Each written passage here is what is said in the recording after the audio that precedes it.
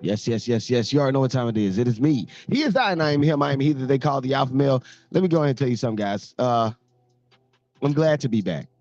I'm glad to be back.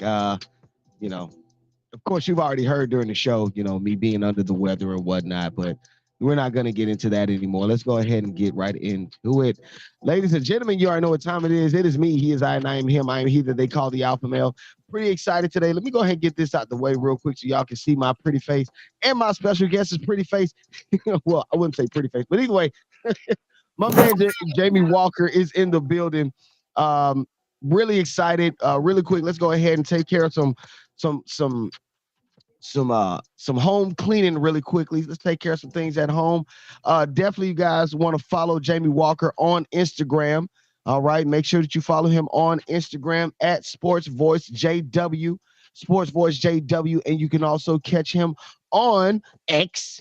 Okay, you can catch him on X. I don't know if we say Twitter or X, but definitely you can catch him there on at Sports Voice JW as well. Coach, how are you doing, man? Man, I'm good. How you doing, brother? Ah, man, the holiday season is finally over. Unfortunately, I, fell victim to the flu this year, which obviously everybody is getting a hold of. So definitely, I don't want to put none of that bad juju on you or nothing like that. But I want to keep that off you as often as possible. But I'm really excited to get you on because I had plans on having you on before, actually right after the Celebration Bowl, and so now we are here nearing the end of the year. Um, and let me just go ahead and run through some of these questions anyway. First off, I gotta give a major shout out to the Rattlers, the Florida A&M Rattlers for coming from behind and winning the Celebration Bowl, 2023 Celebration Bowl. They are now the 2023 or HBCU national champions. So definitely want to give a major shout out to them. Coach, you were at the game. I watched it, of course, from home. I'm really excited about it because at first they jumped Howard, Howard Bison, whatever. They jumped out early and they got on them quick, but the Rattlers stuck to it, man. Talk to me. What did you see when you were there? Well, yeah, man. Howard got out to a phenomenal start defensively and on special teams, kind of giving themselves short field position, putting them in really good position to actually get the ball into the end zone early. Um, Florida A&M was out of sync offensively early, and Howard took advantage. They have a phenomenal defense, and I think that's what kept them in the ball game really the entire game. But yeah, man, Howard jumped out to an early 16 to nothing lead, man. And then, FAMU kind of woke up and that offense started clicking and it started doing some different things, kind of had to regroup. But Florida A&M was never out of it because Howard's offense really could not get on track. It was one of those things where they were kind of one dimensional. Even though the running game worked really well for them, it was one of those things that when you're so one dimensional that you can't really do much in the passing game. And I think they ended with, 106 yards passing, combined 187 yards total. You can't win that way in football when you're that one dimensional, not unless your running game is giving you 4 or 5 touchdowns, Right. complimentary that being complimentary with that defense. So, man, it was just a matter of the more talented team winning in FAMU, and they were. It just took them a while to wake up. Wow. Now, the real question I want to ask is, you know, how was the atmosphere? Because again, every year we get to this thing, the HBCU experience. People often talk about it, and very few have experienced it firsthand, like yourself and I. So, my question to you now is, how do you feel about just the overall, you know, outlook of it? Vice President Kamala Harris was there, her and her husband, Cam Newton and his younger brother, who is also a former Bison alumni, was there.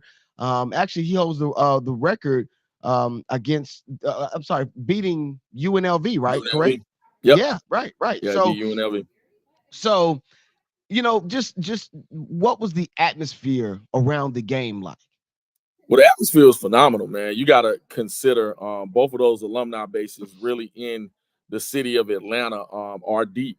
What I'll tell you is it was a late arriving crowd, Oh wow. because it was, the weather was pretty good. It was cloudy, but it wasn't cold.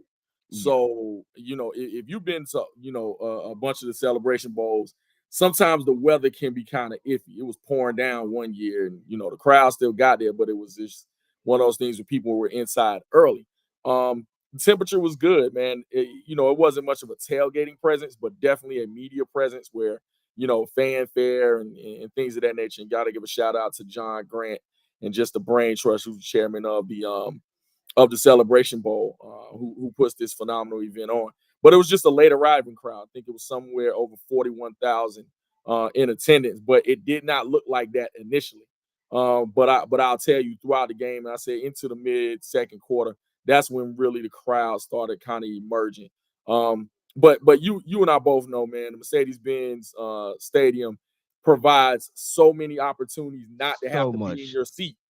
Yeah. So you can walk around there, you can chill. It's just that kind of thing. So the TV vibes may have assumed that it wasn't anybody there, but that wasn't the case at all, man. I, Just good to be vibes. honest, it no the TV vibes, man. I mean, watching it from home, I don't. Atlanta's been known for pumping sound into their arenas or their stadiums and stuff. So it wouldn't be crazy for me to think that that was what it was, because again, from home it sounded like, okay, people are there.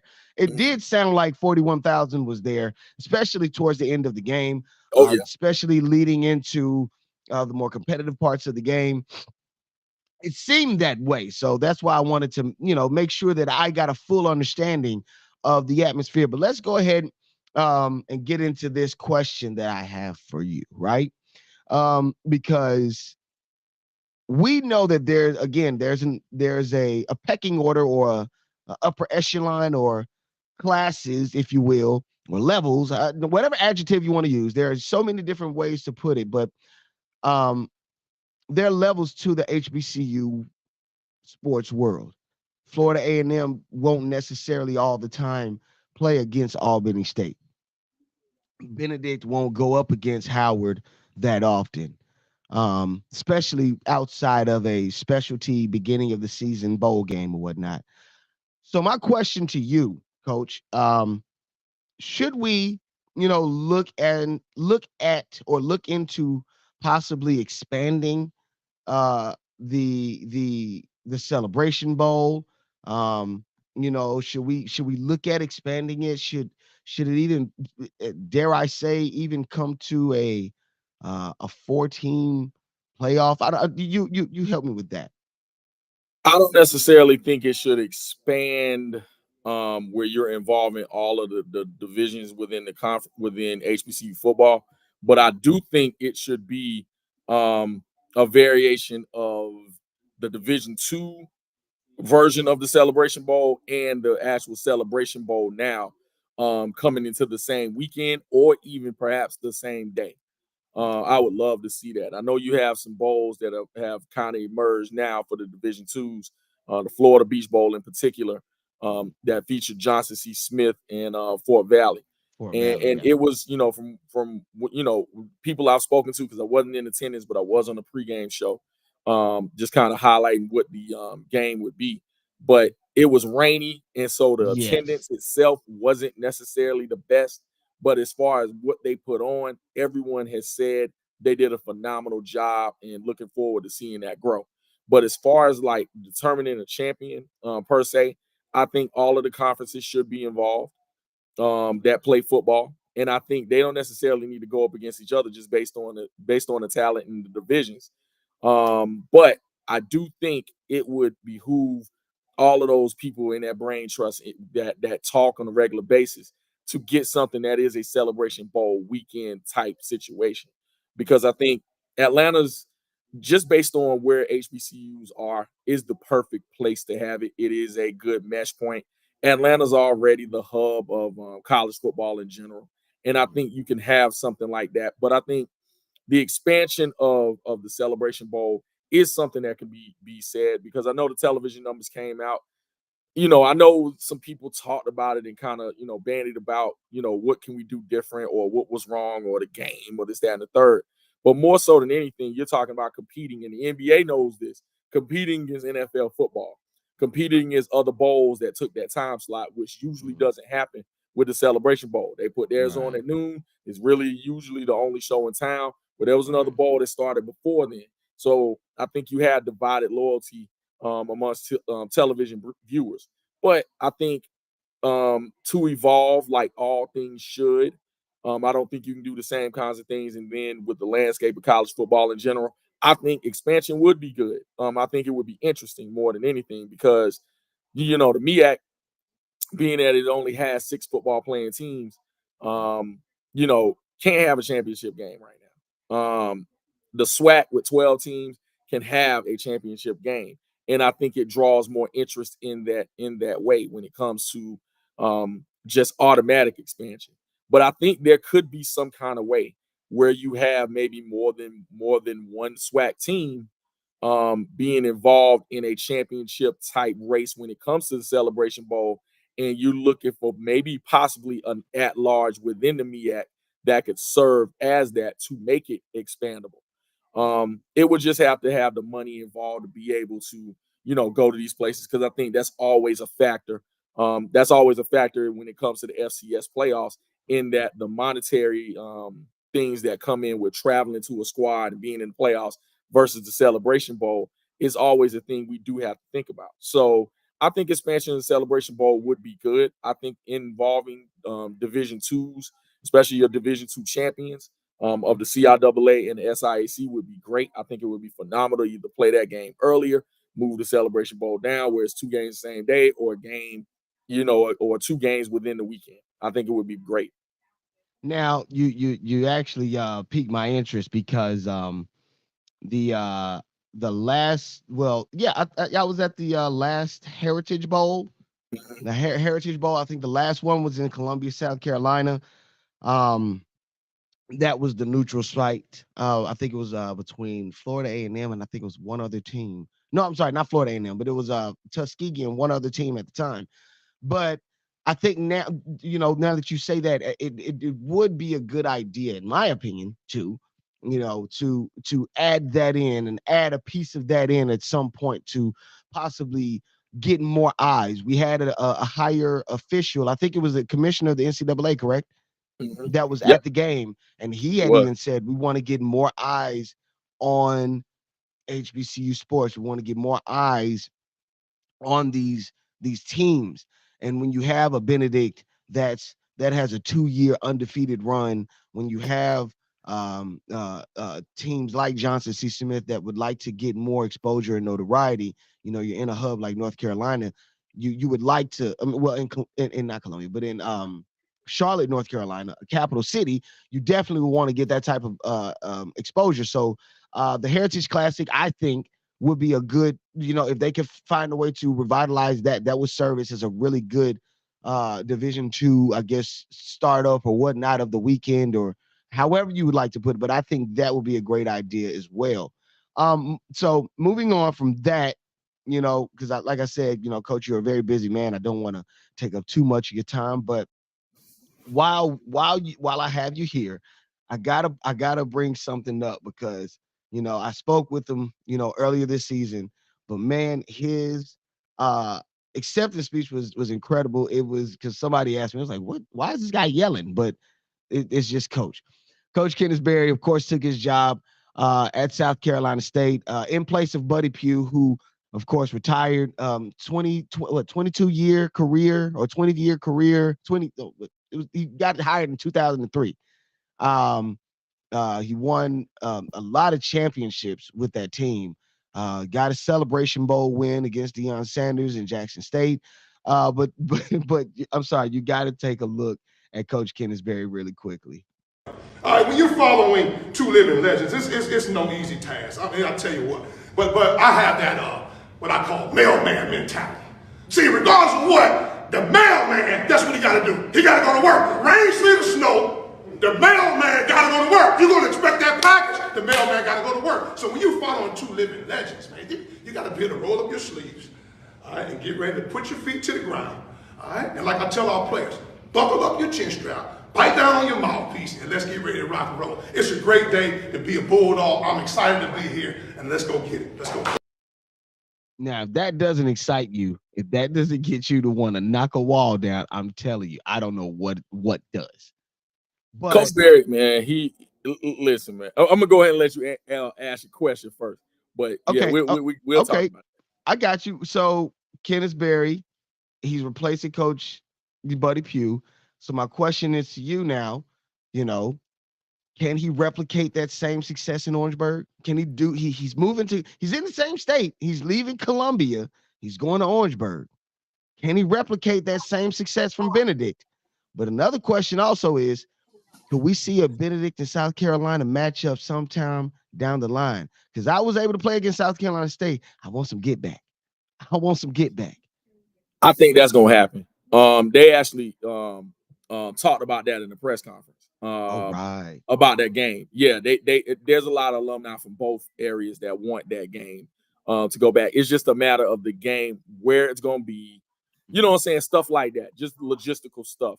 But I Because they think had it home and home, Mhm. I think South Carolina, well, the last few times, I was in school because I think the last few times they played, I was in school. We traveled to South Carolina State. We took a year off. The next year, they traveled down to Benedict, packed out Columbia, packed out Charles W. State. It was awesome. It was awesome. Yeah, man, and I think that'll happen again, man. But I think that game will definitely be back on the docket. I don't know, I know the schedules work. South Carolina State has room on their schedule to do this, man. It's just a matter of Benedict being able to squeeze that in as well, man. Because when you're talking about just the way the SIAC plays now, it's kind of in Division II in general. They Right. play like 10 straight games. Yeah. So it's just a matter of being able to get all the conference games in, which their schedule kind of works out now to where they have, their common opponents as far as common rivals. And then the Right. schedule kind of fills itself out everywhere else. So I think they'll be able to get it in within the next 2 or 3 years. It just depends on what goes on. But man, when you're talking about Coach Barry in general, man, a fiery guy, Yeah. a guy that lays on certain principles and certain mantras that he takes everywhere he goes. It took him such a long time to become a head coach and got his opportunity at Benedict, and I think has parlayed that into really a couple of opportunities that could have been. He was up for the Southern job as well, or Southern. in Yep. consideration. There's a couple other places that threw his name around within, the X sphere or the Twitter sphere that put his name in some different places as well, because he's been all over. You're talking about a Right. man that's been in the SWAC, in the MEAC, SIAC, CIAA. He's coached everywhere. He's a Savannah State alum, played hmm offensive line. I mean, he's true and true HBCU born and bred for Absolutely. sure. Absolutely. And I think so when it comes to, can he turn South Carolina State around? I think number one, I think he can. I think because South Carolina State is perfect for him, Yes. and he is kind of perfect for it in the way that he coaches.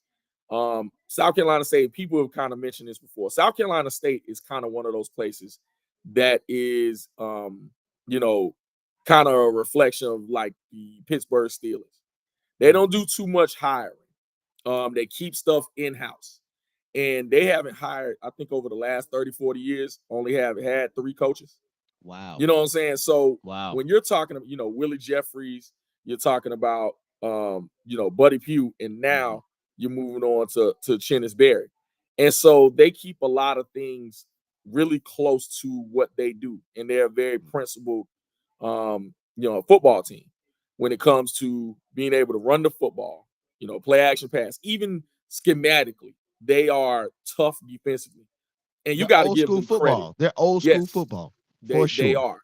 And when you consider how many people they have put in the NFL from Mm, that school in Orangeburg, you right. got to know they have a formula that they want to continue doing. So I think Chennis kind of equates that as well. When you look at the 2 years of Benedict, them going undefeated in SIAC, I think you're looking at them having a certain way of doing stuff, even though he is a little more adaptable. He went from a run first offense in his first year to kind of set up everything else to, more of a play action passing system. They still ran the football effectively, but you can see his adaptability on offense. So I think he'll bring some new things, some new life into that South Carolina State program. But it is a matter of getting those players in place so that he can recruit. When you look up and down the MEAC, you got some coaches that are new and newer. And I think you have some up and coming and emerging teams. But I still think you're talking about that brand of football, he'll fit right in. So I think he'll be just fine. I think, if he can recruit the state of South Carolina, if he can manage to do that and get his own way of doing things and being able to keep those kids in state. Because you got people that come in and pluck those kids all the time from Georgia, For sure. from Florida. They come and get those kids because you got a lot of talent in the state of South Carolina. But if you look at his Benedict rosters, he did a phenomenal job at really just keeping a box around the state of South Carolina and keeping those kids in state. So But if he not can even do just that, that, South Carolina State. the Mhm. coaches. His I have to give it up also because we don't often give credit to the coaches or the supporting team of these coaches. A phenomenal job of recruiting. I mean, like you said, I mean, to put the box, but they've reached out, they've gone out and got other guys from other places, which is incredible, and I'm excited for that. But I think another question that I want to lean towards, um, what are we gonna do in Columbia? Okay, Benedict, we've already lost Coach Kenneth Barris to South Carolina State, and Allen University, they lost Ted Kennedy to Clark Atlanta University. Okay, so what? And not Kennedy, not Ted Kennedy, but Ted Coach Keaton, Keaton. Teddy Yeah. Keaton. What are we gonna do? I mean, if you've been to Columbia, I know you've been. Allen and Benedict are split about one street. We are literally next door neighbors. Okay, what are we going to do as as two universities that have risen from the ashes? One school didn't have a football team 10 years ago. Another school that did have a football team 10 years ago lost 10 straight games. What are we going to do now that those guys have gone on to greener pastures? Well, Allen's hired a coach, Cedric Pearl. He was at Alabama A&M.